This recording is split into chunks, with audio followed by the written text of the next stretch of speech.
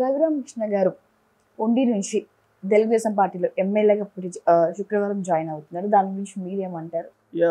ముందు నుంచి ఇది ఈ పేరు వినిపిస్తుంది. రఘురామకృష్ణరాజు నర్సాపురం నుంచి ఆయన ట్రై చేశారు. బట్ ఆయనకి ఇవ్వలేదు.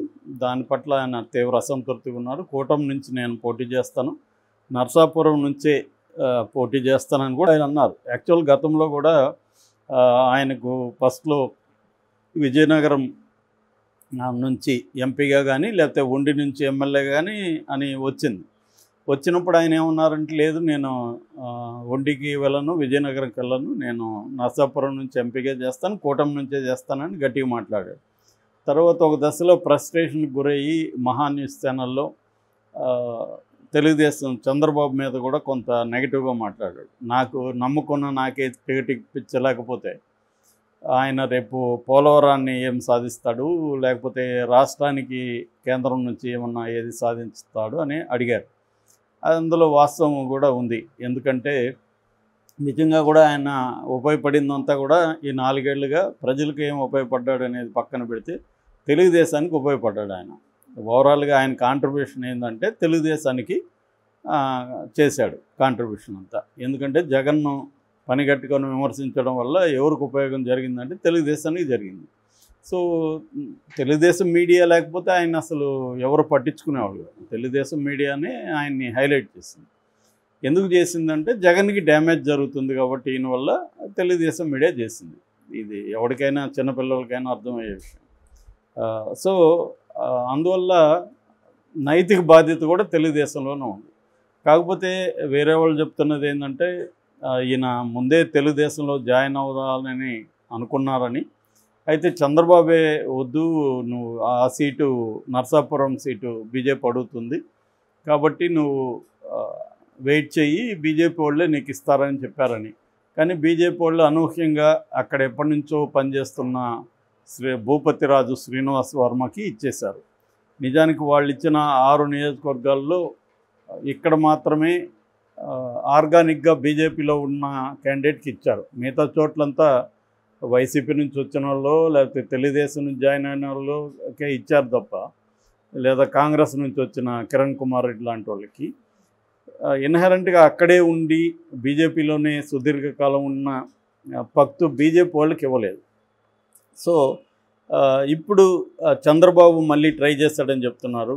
ఆయన ఒకవైపు బీజేపీ మీద ప్రెజర్ తీసుకొచ్చి ఏలూరు సీటు మీరు తీసుకోండి, బీజేపీ ఇది నర్సాపురం రఘురామకృష్ణరాజుకి ఇవ్వండి అని చంద్రబాబు అడిగినట్టు చెప్తున్నారు. బట్ బీజేపీ వాళ్ళు ఒప్పుకున్నట్లేదు. నిజానికి అదే అయిపోతుందని కూడా నిన్నటిదాకా వార్త వచ్చింది. ఏలూరు ఇచ్చేస్తారు, ఈయనకి ఇప్పిస్తాడు చంద్రబాబుని. ఎందుకంటే చంద్రబాబు ఇప్పించకపోతే చాలా ఇది ఒక రకమైన కూటమి మధ్యనే ఇబ్బంది అయింది. రఘురామకృష్ణరాజు ఇంకొక ఇబ్బందికరమైన వాతావరణం కూడా సృష్టించాడు కూటమిలో. అదేంటంటే జగన్ వల్లే నాకు సీట్ రాలేదు, జగన్ చెప్పి ఆపిచ్చేశాడు అని. అంటే కేంద్ర బీజేపీ పెద్దల్లో జగన్ మాటకి విలువ ఎక్కువ ఉంది చంద్రబాబు మాట కంటే అన్న ఒక విషయాన్ని ఈయన చెప్పకనే చెప్పాడు రఘురామకృష్ణరాజు. దానివల్ల కూడా ఏమైందంటే అసలు కూటమిది జగన్కి బలం ఉందా, కూటమిలో చంద్రబాబు బలం ఉందా, రేపొద్దున కూటమి గెలిచినా కూడా జగన్ మాట వాళ్ళు వింటే ఇబ్బంది కదా అనేది వచ్చిందన్నమాట. సో ఆ యాంగిల్ నుంచి తీసుకున్నప్పుడు ఒక ఇంపార్టెంట్ ఆస్పెక్ట్ లాగా మారిపోయాడు రఘురామకృష్ణరాజు. ఆయనకి సీటుకి పోతే తెలుగుదేశానికి బాగా ఇబ్బందికరమైన పరిస్థితి వచ్చేసింది.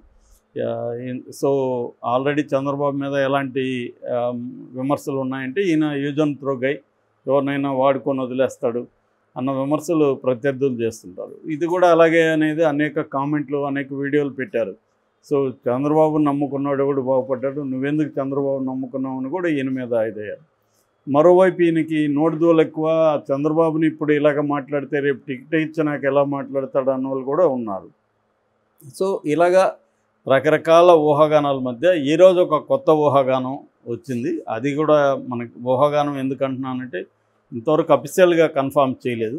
ఈ ఊహాగానం ఏంటంటే, ఆయన నిన్న సాయంత్రం హైదరాబాద్లో చంద్రబాబుని కలిశాడని, సో ఫ్రైడే ఫార్మల్గా తెలుగుదేశంలో జాయిన్ అవుతున్నాడని, అయిన తర్వాత ఆయనకు ఉండి అసెంబ్లీ నియోజకవర్గం ఇస్తున్నారని, అంటే ఎమ్మెల్యేగా పోటీ చేయబోతున్నాడని వార్త ఈరోజు వచ్చింది. నిన్న ఆయన విజయవాడలో కనకదుర్గని ఆయన వెళ్ళి సందర్శించుకొని వచ్చినప్పుడు కూడా మీడియాతో మాట్లాడుతూ చంద్రబాబును కలుస్తున్నారని అడిగితే ఆయన, నేను రెగ్యులర్గా కలుస్తుంటాను, నేను వచ్చిందైతే కనకదుర్గాన్ని దర్శించుకుందామని వచ్చానని కూడా ఆయన చెప్పారు. ఆయన కూడా ఇప్పటివరకు అయితే మామూలుగా అయితే ఆయన వీడియోలు పెట్టేస్తూ ఉంటారు. మేబీ ఫ్రైడే వరకు ఆగితే మనకు విషయాలు తెలుస్తాయి. ఫ్రైడే చంద్రబాబు సమక్షంలో తెలుగుదేశంలో జాయిన్ అవుతున్నాడు. ఉండిలో టికెట్ ఇస్తున్నారు. ఎందుకంటే ఉండి కూడా ఈయన పార్లమెంట్ నియోజకవర్గంలోనే ఉంది. ఉండి కూడా వెస్ట్ గోదావరిలో నర్సాపురం పార్లమెంట్ నియోజకవర్గంలోనే అదొక అసెంబ్లీ సెగ్మెంట్.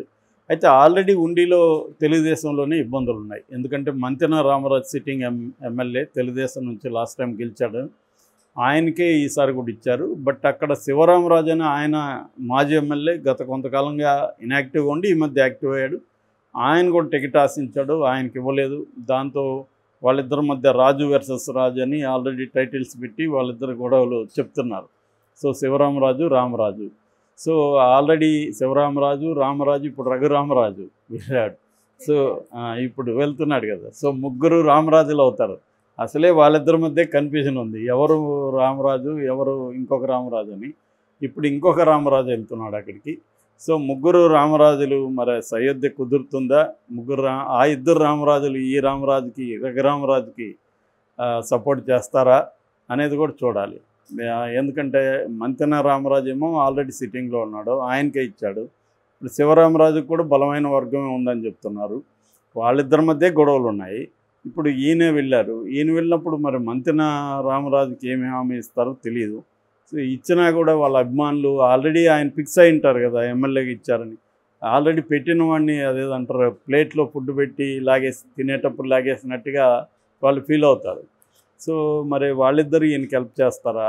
ఈయన దగ్గర అయితే డబ్బులు పుష్కలంగా ఉంది కాబట్టి డబ్బులు అది జల్లొచ్చు. ఆ రకంగా ఏమన్నా చేయగలిగే పరిస్థితి ఉంటే చెప్పలేము. రెండవది ఏంటంటే అక్కడ జనసేన బీజేపీ కూడా హెల్ప్ చేయాలి. సో వాళ్ళు ఎంతవరకు చేస్తారు? ఇవన్నీ ప్రశ్నలు. ఏదేమైనా అసలు ముందు ఆయనకి టికెట్ ఇస్తున్నారో లేదో తెలియాలి. తెలుగుదేశంలో చేరిపోతే ఇంకొక ప్రాబ్లం కూడా ముందు నుంచి ఆయన తెలుగుదేశంలో చేరకుండా ఉండడానికి కూడా కారణం ఏంటంటే, తెలుగుదేశంలో చేరితే ఆయన మాటకు మళ్ళీ ఇంక పెద్ద వాల్యూ ఉండదు. వైసీపీలో ఉండి వైసీపీని వ్యతిరేకిస్తే ఉండే వ్యవహారం వేరు. తెలుగుదేశం వెళ్తే గుంపులో పోయింది. చాలామంది తెలుగుదేశం వాళ్ళు వైసీపీని విమర్శిస్తారు కాబట్టి ఈయన కూడా విమర్శిస్తున్నాడు. సో ఒక పార్టీలో ఉంటూ అదే పార్టీ మీద విమర్శలు చేయడం అనేది దానికి ఎక్కువ క్రెడిబిలిటీ ఉంటుంది. అందువల్ల కూడా ఈయన తెలుగుదేశంలో జాయిన్ అవ్వలేదు. బట్ ఇప్పుడు తెలుగుదేశంలో జాయిన్ అవుతున్నాడు. జాయిన్ అయినాక మళ్ళీ వైసీపీ వాళ్ళు ఎలాగే స్టార్ట్ చేస్తారు, ముందు నుంచి తను తెలుగుదేశం ఒకటే ఇప్పుడు అఫీషియల్గా చేరాడు అన్నట్టుగా వీళ్ళు మాట్లాడతారు. రెండవది ఏంటంటే జగన్ మీద తను చాలా తీవ్రమైన విమర్శలు చేశాడు. విమర్శలు చేయడమే కాకుండా జగన్ని జైలుకు పంపించే దానికోసం కోర్టుల్లో కూడా ఆయన పోరాడుతున్నారు, ఆ బెయిల్ క్యాన్సిల్ చేయించి. సో అందువల్ల మరి జగన్ కూడా ఇప్పుడు ఆయన గెలవనీయకుండా చూసుకోవడం పెద్ద స్థాయిలో చేస్తాడు. వైసీపీ వాళ్ళంతా ఇప్పుడు అదే కామెంట్లు పెడుతున్నారు. ఆయన వీడియోల కింద ఇతనికి టికెట్ ఇస్తే మంచిది, మాకు కూడా మేమెందుకు వద్దంటాం, ఎందుకంటే టికెట్ ఇస్తే గ్యారంటీ ఓడిపోతాడు, ఓడిపోతే మాకు ఒక సీట్ అక్కడ వస్తుంది కదా, సో మేమెందుకు అతని సీట్ రానికుండా చూస్తాం అనేది వాళ్ళ ఆర్గ్యుమెంట్, వైసీపీ ఆర్గ్యుమెంట్. సో కాబట్టి ఈయనకైతే ఒకవేళ ఉండి ఇచ్చినా కూడా ఛాలెంజెస్ అయితే ఉంటాయి రఘురామకృష్ణరాజుకి. ఎందుకంటే ఒక పక్క తెలుగుదేశంలో ఇద్దరు రామరాజులు గొడవలు ఉన్నాయి. ఇటువైపు జనసేన ఎంతవరకు ఈయనకి హెల్ప్ చేస్తుందో తెలీదు. మరోవైపు వైసీపీ కూడా అక్కడ గట్టిగా మోహరించి ఈయన్ని ఓడించడానికి ట్రై చేసే అవకాశం ఉంది. ఆల్రెడీ ఈస్ట్ వెస్ట్ గోదావరికి రీజనల్ ఇన్ఛార్జిగా మిథున్ రెడ్డిని పెట్టాడు. సో మిథున్ రెడ్డి అక్కడ స్ట్రాంగ్గా వర్క్ చేస్తున్నారు. డబ్బులు కూడా పెద్ద ఎత్తున అక్కడికి పంప్ చేస్తున్నారని చెప్తున్నారు. ఈవెన్ పవన్ కళ్యాణ్ కూడా ఆరోపించాడు కదా, 1,00,000 ఇస్తున్నారు అని చెప్పి ఒక క్యాండిడేట్కి. అది అంటే అది అసలు పాజిబులే కాదు. 1,00,000 ఇవ్వాలంటే 2,30,000 ఓట్లకి 2,300 కోట్లు ఇవ్వాలి. సో అంత ఎవరు కూడా పెట్టే పరిస్థితి లేదు. కానీ మాట్లాడేటప్పుడు అతిశయోక్తులతో మాట్లాడతారు. ఏదేమైనా రఘురామకృష్ణరాజుకి ఇస్తే కొంతవరకు అదేదంటారు కదా, చావు తప్పి కన్నీళ్ళు ఒట్టబోయారు అంటారు. అలాగే ఆయనకి ఆయన కోరుకున్న ఛాలెంజ్ చేసిన నర్సాపురం రాకపోయినా ఏదో ఒక ఉండీలన్నా నేను పోటీ చేస్తున్నాను అన్నట్టుగా ఉంటుంది. జరుగుతుందా లేదా అని చూడాలి.